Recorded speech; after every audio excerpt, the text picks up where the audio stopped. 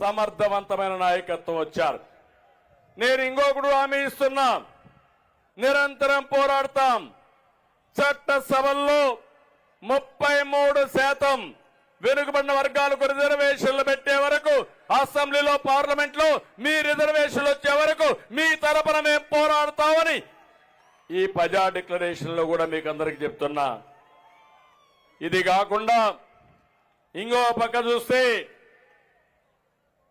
ఎవరైతే 153 కులాలు ఉన్నాయి, అన్ని కులాలకు మేము స్థానాలు ఇవ్వలేకపోవచ్చు. వీలైనంత వరకు అందరినీ అకామిడేట్ చేయడానికి ప్రయత్నం చేస్తాం. అటు జనసేన, తెలుగుదేశం కూడా ఒకవేళ గెలవాలి, ఈ రాష్ట్రాన్ని కాపాడుకోవాలి.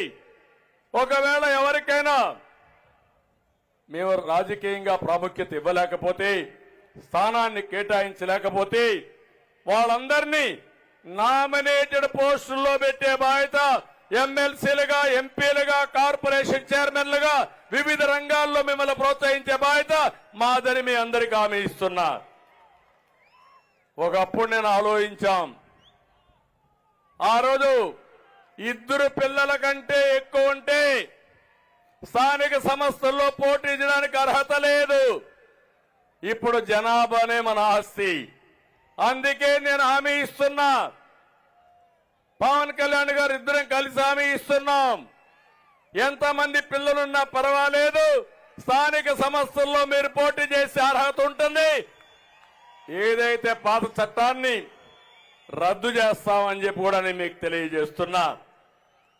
చట్టబద్ధంగా కుల గణన నిర్వహించాలి. వెనుకబడిన వర్గాలు ఎంతమంది ఉన్నారో అధ్యయనం చేయాలి. వాళ్ళ ఆర్థిక పరిస్థితులు అధ్యయనం చేయాలి.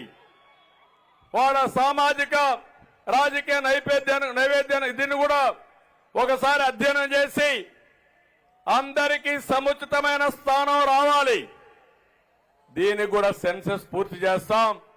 మా ఆలోచన ఒకటి, జనాభా దామాషా ప్రకారం ఆర్థికంగా వెనుకబడి ఉంటే ఎక్కువ ప్రాధాన్యత ఇవ్వడం, అందరినీ సమాజంలో సమానంగా పైకి తీసుకురావడానికి, ఆర్థిక అసమానత తగ్గించడానికి మేము ప్రయత్నం చేస్తామని చెప్పి కూడా నేను మీకు తెలియజేస్తున్నా. ఇంకో పక్కన మనం చూసాం, బీసీల రక్షణ కోసం ఒక ప్రత్యేకమైన చట్టం. ఇది అవసరం. 300 మందిని పొట్టన పెట్టుకున్నారు. కొన్ని వేల మీద తప్పుడు కేసులు పెట్టారు. ఇది రాజకీయంగా ఎదుగుతున్నటువంటి బీసీ వర్గాలను అణిచివేసే ధోరణి. అందుకే ఒక ప్రత్యేక రక్షణ చట్టం తీసుకొస్తాం. ఎస్సీలకు, ఎస్టీలకు ఏ విధంగా ఉందో నా బీసీల జోరికి ఎవరైనా వస్తే ఖబర్దార్ జాగ్రత్త ఉండండి హెచ్చరిస్తూ ఈ ప్రత్యేక చట్టం ద్వారా మిమ్మల్ని కాపాడుకునే బాధ్యత మేము తీసుకుంటామని చెప్పి కూడా నేను మీకు తెలియజేస్తున్నా. ఆర్థిక అభివృద్ధి కోసం జనాభా ఒక పక్క, మీ ఆర్థికంగా వెసులుబాటు ఒక పక్క, ఈ రెండో తీసుకుంటాం. 5 ఏళ్లలో కనీసం 10,000 కోట్ల రూపాయలు నిధిని కేటాయించి మీరు పరిశ్రమలు పెట్టాలన్నా, ఆర్థికంగా పైకి రావాలన్నా, ఆధునిక పనిముట్లు కావాలన్నా మీకు ఇచ్చే పరిస్థితి తీసుకొస్తాం. ఇంకో పక్క పారిశ్రామిక ప్రోత్సాహాలు కూడా ఇస్తామని చెప్పి కూడా నేను మీకు తెలియజేస్తున్నా. ఇది కాకుండా విద్యా పథకాలన్నీ కూడా మళ్ళా రివైవ్ చేస్తాం. అన్ని రెసిడెన్షియల్ స్కూల్ని జూనియర్ కాలేజీలుగా అప్గ్రేడ్ చేస్తాం. షరతులు లేకుండా విదేశ విద్య ఎవరైనా పిల్లలు ప్రపంచంలో ఎక్కడ చదువుకోవాలన్నా ఇచ్చే పరిస్థితి మళ్లీ తీసుకొస్తాం. పీజీ విద్యార్థులకు కూడా ఫీజు రీఎంబర్స్మెంట్ పునరుద్ధరిస్తాం. స్టడీ సర్కులు కానీ, విద్యోన్నత పథకాలు కానీ మళ్లీ ప్రారంభిస్తాం. ఇంకో పక్క చంద్రన్న బీమా. ఒకప్పుడు మట్టి ఖర్చులే కాకుండా 5 లక్షల రూపాయలు మీ ఇంటికి డబ్బులు పంపించేవాళ్ళం. మళ్ళా నా బీసీల కోసం 10 లక్షల రూపాయలు ఎవరు చనిపోయినా మీకు ఇచ్చే బాధ్యత తీసుకుంటాం. పెళ్లి కానుకలు మళ్ళీ ప్రారంభిస్తాం. ఎవరు పెళ్లి చేసుకున్నా ₹1,00,000 ఇచ్చి ఆ పిల్లల పెళ్లిళ్లు ఘనంగా చేసే బాధ్యత తెలుగుదేశం జనసేన తీసుకుంటామని చెప్పి మీకు హామీ ఇస్తున్నా. అదే మరిగా ప్రతి సంవత్సరం కుల ధృవీకరణ క్యాస్ట్ సర్టిఫికెట్లు తీసుకోవాలి, దానికి లంచాలు ఇవ్వాలి. అలాంటి వ్యవస్థ అంతా కూడా రద్దు చేసి శాశ్వతంగా క్యాస్ట్ సర్టిఫికెట్లు ఇచ్చి ఎక్కడ ఎలాంటి ఇబ్బంది లేని వ్యవస్థకు శ్రీకారం చుడతామని మరొకసారి హామీ ఇస్తున్నాం.